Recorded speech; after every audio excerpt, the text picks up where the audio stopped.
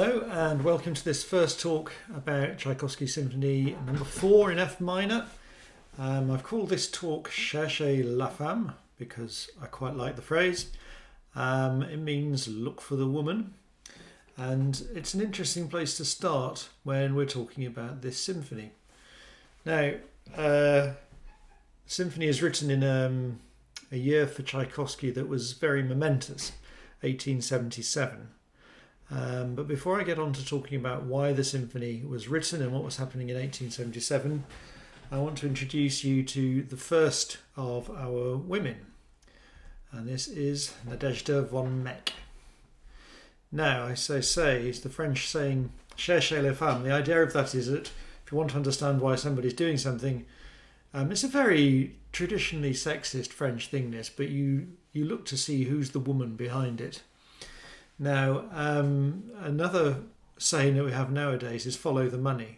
So if you want to know why somebody's doing something, there's usually money behind it.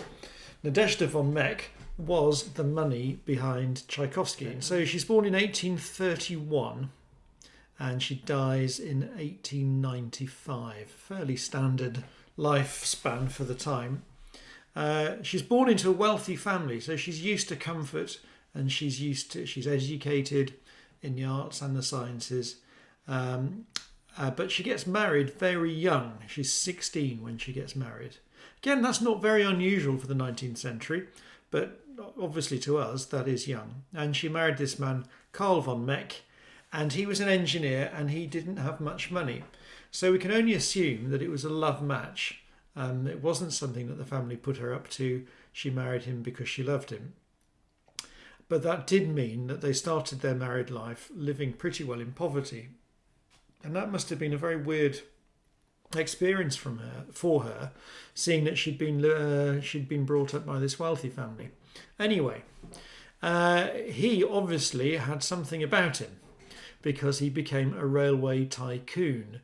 In other words, he made a huge amount of money out of building railways, and they became multimillionaires. So it's riches to rags to riches for Nadezhda. They must both have been very energetic because they had 18 children, and 11 of them survived. This is very similar to Bach, isn't it? But that's a tremendous number of children, and there's a big household to look after. So, as we move on a bit, here her husband Carl, he died in 1876. So at that time she was 45, and so she'll have done the mothering bit, the child rearing bit, and he left her in charge of the whole empire. So he obviously really greatly respected her intelligence and her ability, and she carried on running the businesses very successfully. So this is an unusual woman in the 19th century. She is acting in a man's world and obviously competing very well with the men around her. But she must have had lots of energy because she's got all these children. She's running this multi-million ruble, I guess, business. But she's also really interested in music. She'd been trained in music herself when she was at home as a child, and she loved music and musicians. And so she didn't actually go out much. She didn't go to concerts. She didn't leave the house much. She had people come to her. So she had her own chamber group. And when you look at the names of some of the people who played for her, it's absolutely extraordinary. So Debussy spent some time with her. The pianist Nikolai Rubinstein spent time there, and Wieniawski. These are just a few of the people who were played music for her in her house. She knew her stuff, and it was one of these players from her chamber ensemble who first of all introduced her to Tchaikovsky. This is Joseph Kotek.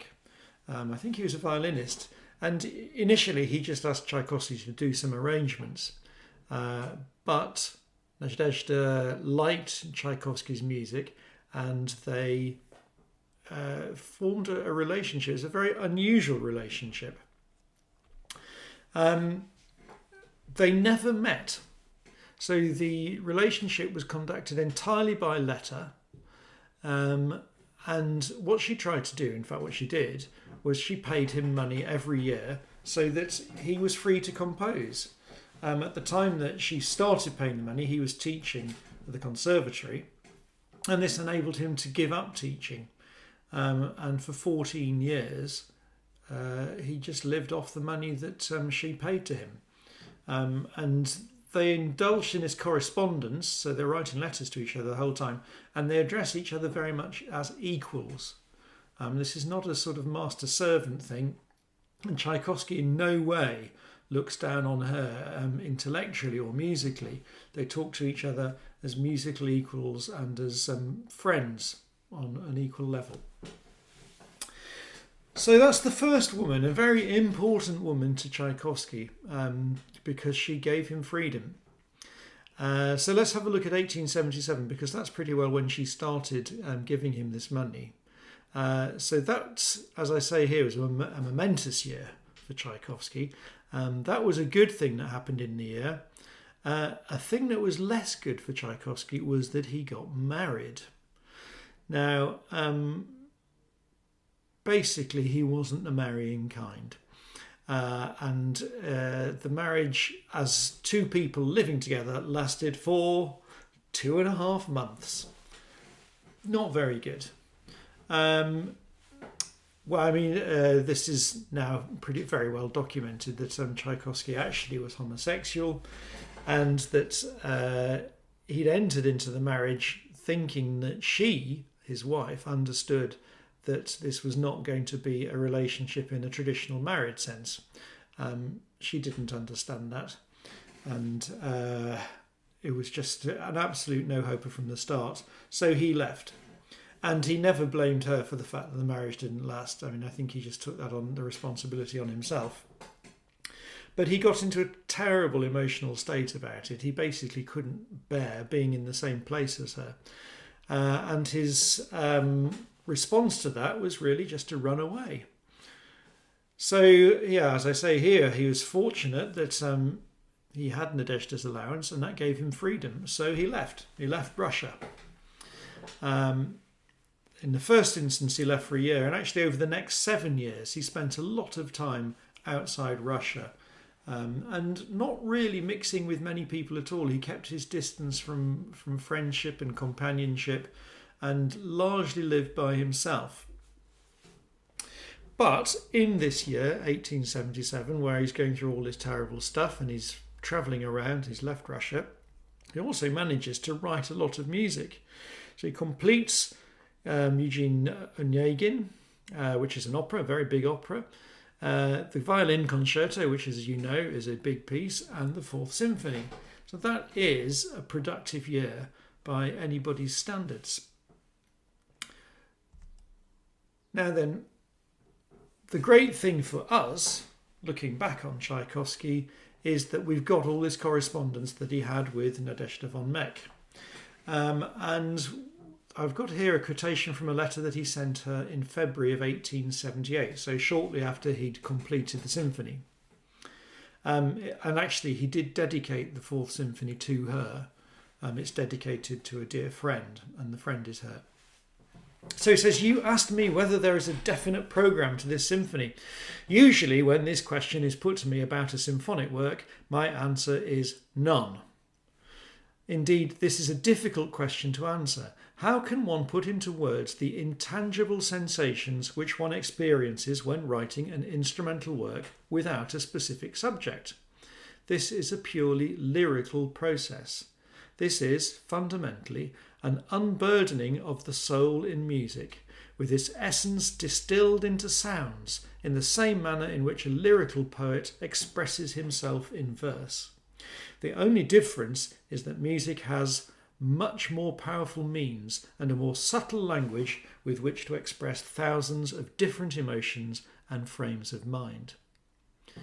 Now, what I find interesting about that quotation is that it's actually very similar to the way that Liszt writes about program music.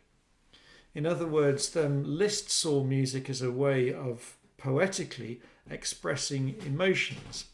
and he thought that music could allude to emotions if you were given a program.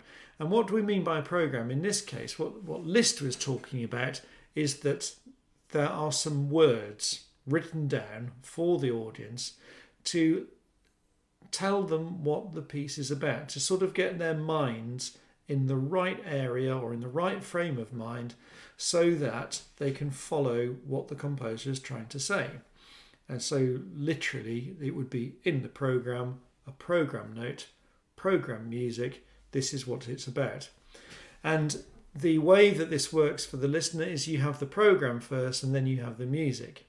It doesn't really work if you have the music and then try and work out what the program is, because music actually isn't that specific. You might think about that, and the next time you listen to something you don't know what it's about, see if you can work out what you think it's about and then check what the composer was up to and see if you got it right. Anyway, this is how Tchaikovsky is saying, and talking about symphonic music, that normally for him there is no program. However, he goes on to say, in our symphony, that's the Fourth Symphony, there is a program. In other words, i.e., it is possible to express in words what it is trying to say, and to you, and only to you, I am able and willing to explain the meaning both of the whole and of the separate movements. Of course, I can do this only in general terms. The introduction is the seed of the whole symphony, undoubtedly the main idea. And here we have Tchaikovsky's handwriting in this letter, writing down the opening fanfare. This is fate. That is that fateful force which prevents the impulse to happiness from attaining its goal, which jealously ensures that peace and happiness shall not be complete and unclouded, which hangs over the head like the sword of Damocles, unwaveringly, constantly poisoning the soul. Now, it's a very interesting thing about this idea of whether it's important to know what's going on in a composer's life when a composer writes a particular piece of music. There are some composers who live through the most awful times, Martini would be one of these, and yet write completely cheerful music. You would not know. There are other composers who cannot help but reflect their emotional state moment to moment in their music. And given what had happened to Tchaikovsky in 1877, particularly this disastrous marriage and the fact that he got so into a state of being a nervous wreck about it, and this idea that fate is something that's just hanging around to take your happiness away from you, certainly rings true to the life that he was leading. Now, in musical terms, the introduction being the seed of the whole symphony is the thing that people most argue about, because it's an introduction. Now, most symphonic introductions are just that. They just sort of set a general scene and then you get into the music proper. So, for instance, in Beethoven's First Symphony, there's a slow introduction and then you have the sonata form first movement. But as you have heard, and I'm sure you have all listened to Tchaikovsky's Fourth Symphony, because that was the homework last week, this theme keeps coming through the piece. And in fact, in formal terms, in symphonic formal terms, what Tchaikovsky is doing is unlike anything that anybody else has done. Because the theme, although it goes through some changes, always stands apart from the music that surrounds it. So next week I'm going to trace the fate theme through the symphony, and we'll see how it comments on the action and how it interrupts the action, and we'll get into more sort of detailed analysis.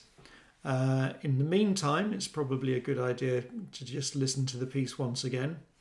I realise now that when I sent you the video last week, I said that the piece lasted about 50 minutes. I'm sorry, I was thinking about the Fifth Symphony. This is quite short. It's about 42 minutes, isn't it? So that's nothing. You can find 42 minutes.